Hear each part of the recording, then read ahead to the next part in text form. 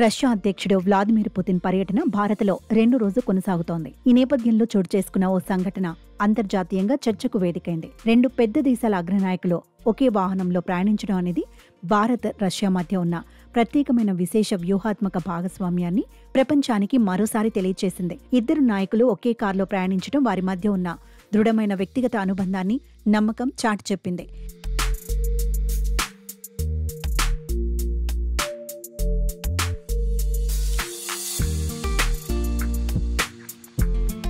ఇది ప్రోటోకాల్కు విరుద్ధమైన చర్య అయినప్పటికీ ఇరు దేశాల మధ్య బలమైన బంధాన్ని చాటిచెప్పింది.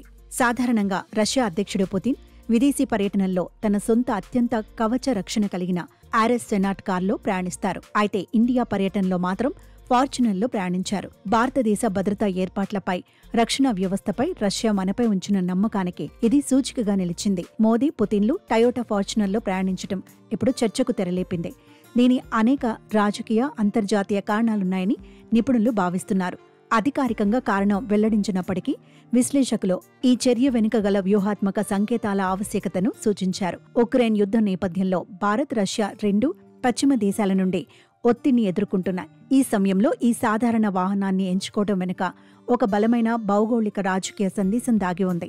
మోదీ తన సాధారణ శ్రేణి రేంజ్ రోవర్ లేదా మెర్సిడెస్ మేబ్యాక్ S650 గార్డ్ వంటి యూరోపియన్ బ్రాండ్లకు బదులుగా జపనీస్ బ్రాండ్ అయిన టయోటా ఫార్చునర్ను ఎంచుకున్నారు. ఇది యూరోపియన్ దేశాలు రష్యాపై ఆంక్షలు విధించిన తరుణంలో పాశ్చాత్య బ్రాండ్లను ఉద్దేశపూర్వకంగా నివారించినట్లు విశ్లేషకులు భావించారు. అంతర్జాతీయ ఒత్తిడి ఉన్నప్పటికీ రష్యాతో వాణిజ్య, ఇంధన సంబంధాలను కొనసాగించడంలో భారతదేశం సార్వభౌమత్వాన్ని, వ్యూహాత్మక స్వయం ప్రతిపత్తిని ఇది నొక్కి చెబుతోంది.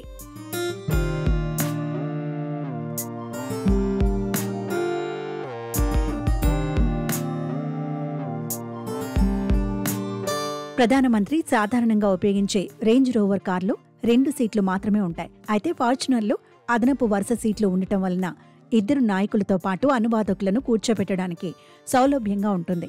దీనివల్ల ప్రయాణ సమయంలోనే ముఖ్యమైన ద్వైపాక్షిక చర్చలు జరుపుకోవడానికి వీలుంటుంది. కొన్ని నెలల ముందు షాంఘై సహకార సంస్థ సదస్సు సందర్భంలో చైనాలో పుతిన్ తన అధికారిక ఆర్ఎస్ కార్లో మోదీకి ఆతిథ్యమిచ్చారు. ఢిల్లీ పర్యటనలో మోదీ కూడా పుతిన్ను ఫార్చునర్లో తనతో తీసుకెళ్లడం అనేది ఆ ఆతిథ్యాన్ని తిరిగి ఇవ్వడం లాంటిదిగా నిపుణులు భావిస్తున్నారు.